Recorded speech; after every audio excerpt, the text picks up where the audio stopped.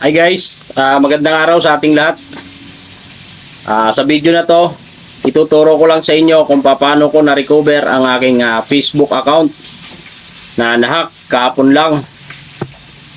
At dahil na rin sa request ng ilang kasamahan natin, dahil nahack din ang kanilang account at may mga nag-PM din sa akin kagabi gawa nung naipost ko kung paano ko na-recover ang aking account. At humingi sila ng tulong sa akin, nag-request, nagawan ko raw ng tutorial itong kung paano ko na-recover ang aking account. Unang-una guys, mag-prepare kayo ng sa pagre-recover natin ng ating Facebook account, mag-prepare kayo ng valid ID. Ini valid ID. I-picturean nyo, save nyo sa phone nyo. Tapos kailangan meron kayong nakahandang bagong Gmail account, gagawa kayo ng Gmail account. At may pangatlo, kailangan sa pagre-recover, same device ang ating gagamitin. At same location, siguro pwede na rin na hindi.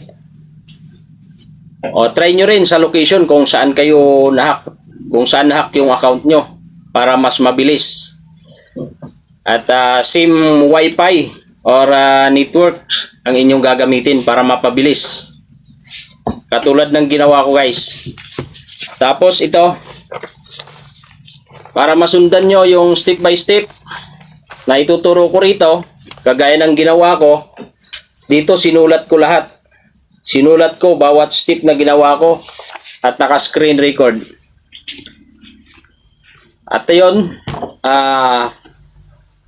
umpisa na natin guys. Tara. So unang step, punta lang tayo sa ating browser. Then dito, tatype natin yung recovery hack Facebook account. And then click search. Dito guys, click lang natin itong nasa unahan. Yan, click natin yan.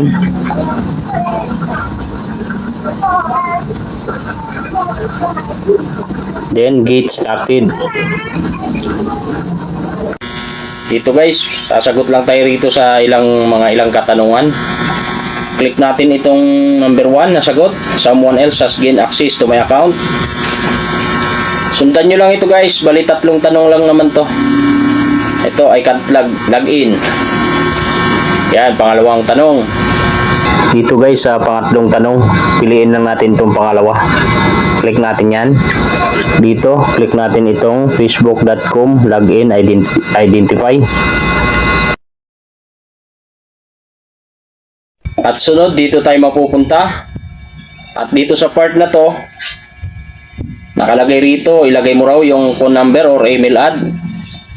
Dahil nahack nga ito at napalitan ng email ad at number, ang ilalagay natin dito, ang pangalan natin, buong pangalan.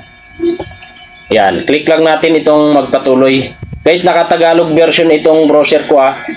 Sana ganun din sa inyo para mabilis yung pag-recovery nyo sa account at madaling maintindihan.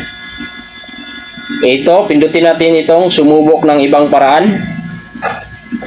Click natin yan.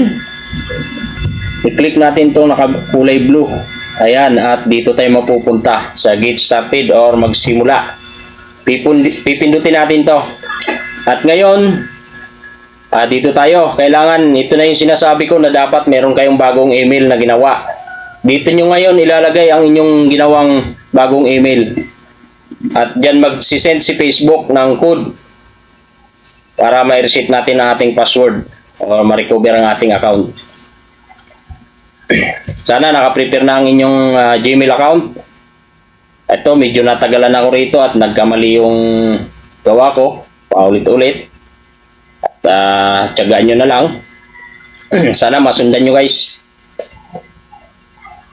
At pagkatapos, i-click natin itong kunin ang code.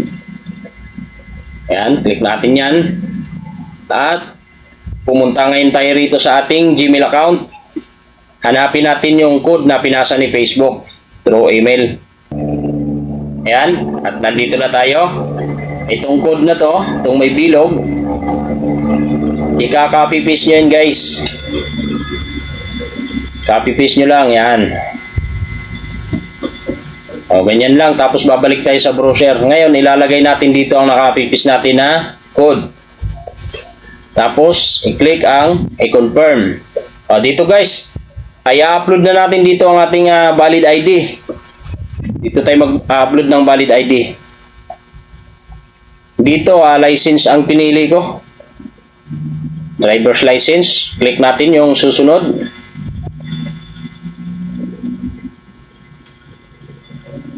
Dito, i-upload ko na yung photos o litrato ng aking license. Click submit.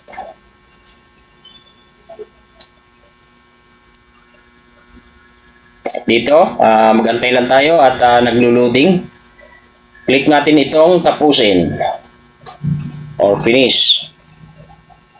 So, babalik tayo ngayon doon sa Gmail account. Hanapin uli natin yung sinend ni Facebook na email. Ito na guys. Ayan, pindutin natin yang i-reset ang password. Dito natin i-reset ang ating password. O dito guys, ilalagay natin ang ating bagong password dito. Gagawa tayo ng panibagong password. Make sure lang na yung password natin ay susundin natin itong hinihingi rito na ni Facebook. Itong sa akin, medyo matagal dito. Medyo natagalan ako rito guys. At pagkatapos nyan, i-click lang natin itong i-reset. Yan, click natin. At dito tayo mapupunta guys. Click na lang natin yun, yung magsimula. Ayan, yan. At ito, naglo-loading na. Ito. Para i-secure ang ating account. Guys, sana nasundan nyo. At kung hindi nyo man nasundan, balikan nyo na lang kung saang part kayo kung saang part yung na-miss nyo. Click lang natin dito guys, yung magpatuloy. At dito, ayun, nandito tayo sa ating mga page na nilike. Dito guys, pipili lang kayo rito. O kaya, check nyo lahat kung confirm naman na itong mga to ay friend nyo or followers. Then, i-click yung magpatuloy. Ito, ganun din. Mga taong dinagdag o pinalo. Option nyo rito guys kung i-click nyo lahat or pipili kayo. At same process, ganun din. Pipindutin natin uli yung sa baba. Pag nakapili na kayo. Yan. Ito sa akin na pinili ko lang yung mga friends ko na pinad. At i-click natin uli yung magpatuloy.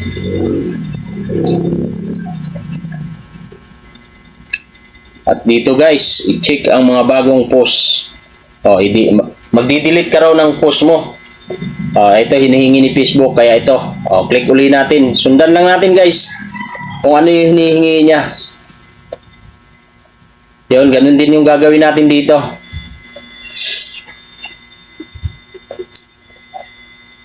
Ganun din uli. Click natin magpatuloy. At pumunta sa news page. Click natin yan. At ngayon, dito tayo automatic mapupunta tayo rito sa ating Facebook apps. At dito guys, susubukan na natin i-login ang ating account gamit yung password na ginawa natin. Try natin kung na-recover nga ba natin ang ating Facebook account. Antayin lang natin. Login na. Click login. At ayun guys, no? Success. Na-recover natin ang ating account. Open na siya. Nasa timeline na ako. Ito na yung Facebook ko guys. So yun guys, no? Ganun lang ka-simple paano mag-recover sa ating account sa Facebook. Sana masundan nyo. At sana nasunod nyo yung sinabi ko. Mag-prepare ng ballpen, papel, at para ma-recover na rin natin lahat ng ating account na na-hack. Dahil usong-uso ngayon yung lumalabas na naman yung mga hacker ngayon. Umaatake na naman sila.